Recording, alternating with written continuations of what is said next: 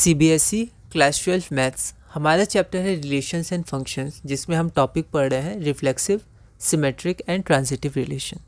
अगला क्वेश्चन है question number 8। Check whether the relation R on the set A. Set A हमारे पास क्या है 1, 2, 3, 4, 5 और 6 defined as R is equal to x y such that y is divisible by x is symmetric transitive. तो हमें check करना है ये जो रिलेशन आर है वो सिमेट्रिक है या नहीं है, ट्रांजिटिव है या नहीं है। यह क्वेश्चन दिल्ली 2020 में 4 मार्क्स का पूछा गया था। एक बार आप इस क्वेश्चन को ट्राई करिए, फिर हम लोग आगे बढ़ते हैं। तो सबसे पहले हम गिवन लिखेंगे। गिवन में हमारे पास सेट ए है, तो ए इज इक्वल टू 1, 2, 3, 4, 5, 6 और हमारे पास रिलेशन आर सेट ए पे डिफाइंड है। क्या डिफाइंड है? X y such that y is divisible by x. तो हम ध्यान देना है second term y divisible by x है। तो सबसे पहले सिमेट्री चेक करते हैं। तो सिमेट्री में हम लोग जानते हैं कि अगर A B element of R है तो बी ए भी एलिमेंट ऑफ आर होना चाहिए, ठीक है। तो यहाँ पर क्या है, हम लोग देख सकते हैं कि यहाँ पर ऑब्जर्व कर सकते हैं कि ये सही नहीं होगा, ठीक है। कैसे? तो एक काउंटर एग्जाम्पल हम लोग दे देंगे। We observe that 6 is divisible by 2। तो अगर 6 डिविजिबल बाई 2 है, 6 इज डिविजिबल बाई 2, तो देखिए यहाँ पर गलती हो गई है ना, क्योंकि 6 डिविजिबल बाई 2 तो y डिविजिबल बाई x है, तो y सेकंड है, सेकंड हमारा टर्म है, ठीक है।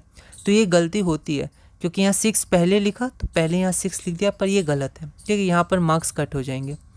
6 डिविजिबल बाई 2 है तो 2 6 एलिमेंट ऑफ आपका r होगा, क्योंकि y आपका 6 है, y डिविजिबल बाई x है, ठीक है। तो 6 डिविजिबल बाई 2 है, पर 2 डिविजिबल बाई 6 नहीं होगा, क्योंकि उसका आपका नेचुरल नंबर नहीं आएगा, मतलब ये जो सेट ए है उसमें से आपका नहीं आएगा कोई, ठीक है। तो यहाँ पर आपका फ्रैक्शन में वैल्यू आएगा जो डिविजिबल नहीं है। डिविजिबल अगर होगा तो आपका नंबर आना चाहिए, नेचुरल नंबर, ठीक है। But 2 is not divisible by 6, ठीक है। तो यहाँ पर ये आपका होगा 6 2, है ना, यहाँ पर 6 2 होगा, इसको ध्यान रखिएगा, आप इसको करेक्ट कर लीजिएगा। देयरफॉर 2 6, तो 2 6 आपका एलिमेंट ऑफ आर है, पर आपका 6 2 एलिमेंट ऑफ आर नहीं है। तो डिविजिबल मतलब होता है पूरा डिविजिबल होना चाहिए, ठीक है, फ्रैक्शन नहीं बचना चाहिए, है ना। तो यहाँ पर 2 6 एलिमेंट ऑफ ए है, तो 6 आपका डिविजिबल है 2 से, 3 आंसर आएगा। लेकिन आपका 2 डिविजिबल नहीं है 6 से, तो लिखते समय ध्यान रखिएगा 6 इज डिविजिबल बाई 2, तो 6 2 नहीं, 2 6 is an element of R. लेकिन 2 is not divisible by 6, therefore 6 2 is not an element of R, ठीक है। तो यहाँ पर आपका हो जाएगा 2 6 is an element of R but 6 2 is not an element of R, therefore R is not symmetric. आगे बढ़ते हैं।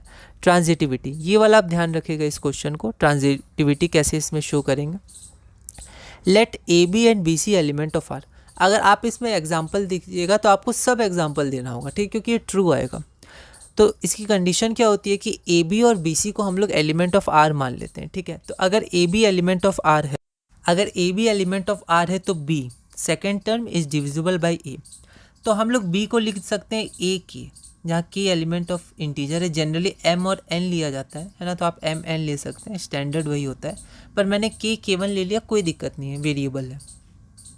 तो बी को हम लोग लिख सकते हैं ए के, ठीक है। और सी डिविजिबल बाय बी है, तो बी को हम लोग सी को हम लोग लिख सकते हैं बी के1, है ना। तो बी से डिवाइड करेंगे तो आंसर के1 आएगा, मतलब सी डिविजिबल बाय बी है, ठीक है, जहाँ के1 is an element of integer.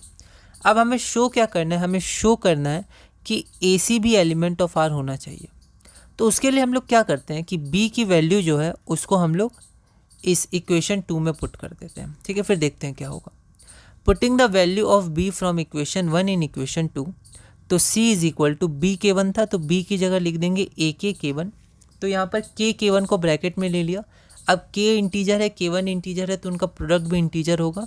तो m is equal to k के1, m is element of z। तो c बराबर a m आ गया। इसका मतलब ये क्या हो गया? c a से डिविजिबल है, जैसे यहाँ हमने लिखा था। तो अगर c a से डिविजिबल है तो a पहले आएगा फर्स्ट टर्म और c सेकेंड टर्म। तो c is divisible by a, this implies that A C is an element of R. तो यहाँ पर आपका c is divisible by a, तो A C element of R. तो हमारी कंडीशन फुलफिल हो गई। A B element of R है, B C element of R है। तो अगर b को हटाएंगे तो ए सी भी एलिमेंट ऑफ आर है, जो हमने शो कर दिया। तो r इज ट्रांजिटिव। तो हमने यहाँ पर चेक कर लिया, तो ये सिमेट्रिक आपका नहीं है और ये आपका ट्रांजिटिव है, ठीक है। Therefore the given relation R on set A is, अब इसके बाद सिमेट्रिक, तो सिमेट्रिक नहीं है तो इसको बाद में लिख सकते हैं बट नॉट सिमेट्रिक लैंग्वेज में।